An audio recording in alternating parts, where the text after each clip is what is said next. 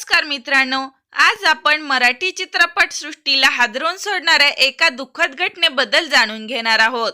अभिनेत्री मयुरी देशमुख यांचे पती आणि मराठी अभिनेते आशुतोष भाकरे यांच्या अकाली निधनाने संपूर्ण मनोरंजन विश्वाला मोठा धक्का बसला आहे।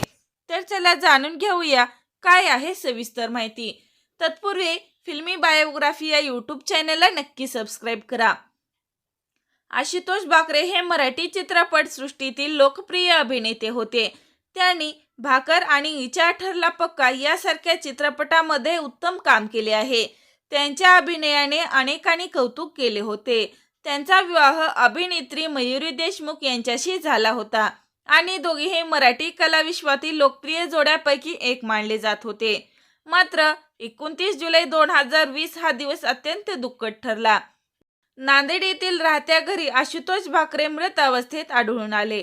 मिळालेल्या माहितीनुसार त्यांनी गळफास घेऊन आत्महत्या केली आहे।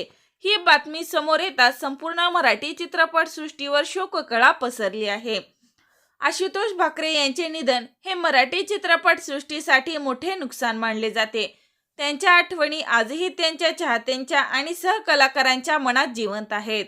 तर मित्रांनो, आपल्या चॅनलकडून आशुतोष भाकरे यांना भावपूर्ण श्रद्धांजली। तोपर्यंत धन्यवाद।